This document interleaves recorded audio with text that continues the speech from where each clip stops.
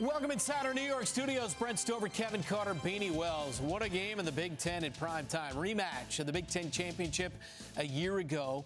In-state college, Happy Valley, a whiteout, third-ranked Penn State, number 6 Oregon. Penn State, by the way, has won their last 6 straight whiteouts, but they're down in the fourth by 2 touchdowns. Drew Allar suddenly comes alive. Devontae Ross, 35-yard score, 17-10. They come right back down. Jet sweep for Ross again, 8 yards, tied at 17. We are into overtime. First and goal. Penn State got it first here. Katron Allen, 4 yards to the end zone, 24-17. Oregon, though, they get their chance. Shovel pass. Dante Moore for Jamari Johnson. Deadlocked at 24. Oregon gets it first in the second overtime. First play, Moore. Nifty work for Garrett Bryan Jr. Ducks up by 6. 2-point failed. And now Penn State with a chance, but it's intercepted. The pass telegraphed by Drew Allar. He had come alive late in the game and then makes that mistake. Dylan Thieneman with the interception to seal the win. Oregon takes it. They are 5-0 in double overtime on a thriller by 6. The Ducks have won 3 straight against AP top 5 teams for the first time in program history. And Kevin, they have won 17 straight conference games as Dante Moore throws for 248 and 3 touchdowns in this huge road win for the Ducks. Dante Moore continues to be as good as advertised. And look, and the whole, whatever you want to call it, a take a step back, a redshirt year that he took and sat behind Dylan Gabriel, watching, the likes of Bo Nix to Dylan Gabriel passing through his program and sitting back and learning this offense. He's hit the ground running right now, and his performance continues to be as good as advertised week in and week out. I love the way he commands, leads this team. Didn't turn the ball over today. I mean, just his command in the pocket, making plays with his feet, extending drives, extending the play whenever he has to. Again, 3 touchdowns, 248 passing yards, no interceptions. Love what he did. I love how he led this team. Yeah, me too. I mean, there were so many times where you watched Dante Moore just stand in the pocket, knew he was going to take a hit, didn't worry about looking at the rush, continued his eyes downfield and delivering darts. One play particular to Decorion Moore. The guy was almost double covered, but he placed the ball perfectly to where Moore can go up and grab that thing. He's been phenomenal for this football team. You have to go back and look at Dan Lanning and his success with quarterbacks and getting those guys prepared. Look at the numbers here. All of those guys, over 70% in completion percentage. That is incredible, especially when you talk about the fact that these are young guys, and now you're getting them, a lot of them, from other places. You're bringing them to your program, getting them to buy into what you're preaching and what you want to do, and those guys going out there and being able to execute it masterfully. It's impressive what he does. He's at 14 touchdowns already and only 1 interception. They are perfect 5-0. They start Big Ten play 2-0. They ran for 176. You always talk about complimentary football. And the thing is, Penn State down the stretch of that game had all the momentum going, and then Penn State gets it first in overtime. So they had reeled off back-to-back touchdowns to get the thing to OT. Penn State marches right in and OT, scores the first touchdown. But Dante Moore and company, they did not blink. And this is, to me, a reflection of Dan Lanning, a guy that we've talked about you guys would love to play for because he believes in his guys. And you see him going for 4th down all the time. And I know that drives people nuts. But as a player for him, I love that because he believes in his guys. You can see them playing with that confidence.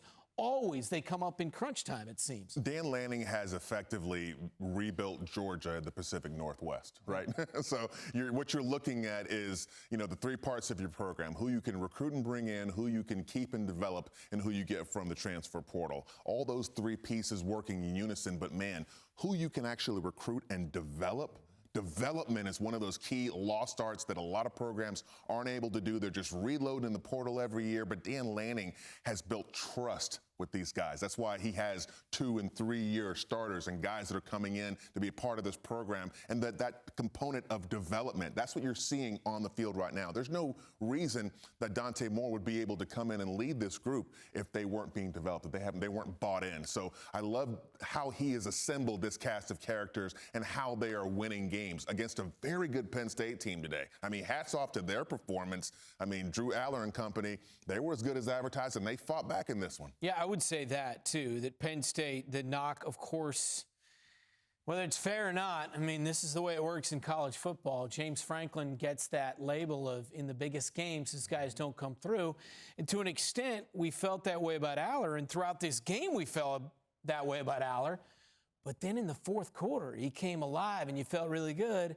Then you see him throw that interception that ends the game. So it's tough to kind of evaluate, especially right after the conclusion of that game, just how much Allar was improved and how much we're still saying, man, he doesn't come through when he has to. Yeah, I think it's a little bit of both. I mean, down the stretch, obviously you want your quarterback to be a leader and to lead the charge on field in terms of production and putting you in position to win a football game. And I thought that he did that. There were some key plays where he pulled the ball down and he ran it and he got first downs on a 3rd and 9 to where they called on a quarterback draw to where you would never have thought they would have been calling a quarterback draw and using Drew Allar and his legs to get this first down. And then there were key plays where he stood in the pocket, he delivered balls perfectly to his wide receivers. But then, in the biggest moments, he throws a turnover. So it's almost like a Jekyll and Hyde situation with Drew Allar. There are times where he's going to show up, then there's times where he's not going to show up, and you're just scratching your head like, man, he has all the athletic ability in the world, but he can't put it together for an entire 4 quarters. In this case, 6 quarters it would have been.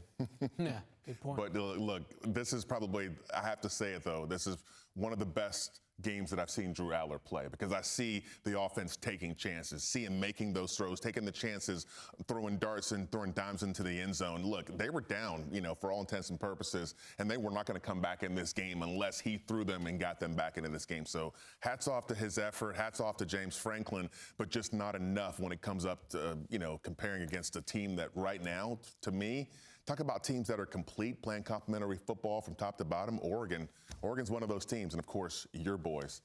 Yeah, the Buckeyes looking good. Penn State has an opportunity to rebound against a UCLA team over on CBS on the road at UCLA, 3:30 Eastern next Saturday. But flipping it back to Oregon, they're going to get the bye week, and then they get 11th-ranked Indiana at home, then on the road against Rutgers, then home against Wisconsin. You see the upcoming schedule here with 7 left in the regular season, Beanie. Yeah, we've been talking about it all day. No team in the Big Ten or SEC is going to have an easy task the rest of the way. There's some teams, Indiana, you look at Iowa, look at the way that they played today on the defensive side, especially. You look at Washington, they're going to be a team that I believe that's going to be much better down the stretch in the season. You will see another one of those teams. So it's not going to be an easy task at all.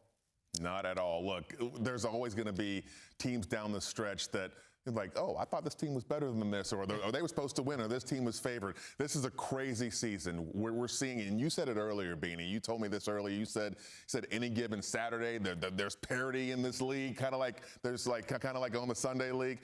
There's parity in this league that rivals NFL play as well. Like because so many players year in and year out change teams, and you have 20 new players. It's a completely different culture league-wide. I'll wrap with this, and you touched on it at the start of the segment, Beanie. This combination of Dante Moore and DeCorian Moore is one to watch. It'll be one of the best combinations we see all season long, as DeCorian had 7 receptions for 89 yards to lead the way, as Oregon goes into Happy Valley, into that whiteout, and they steal it in double overtime.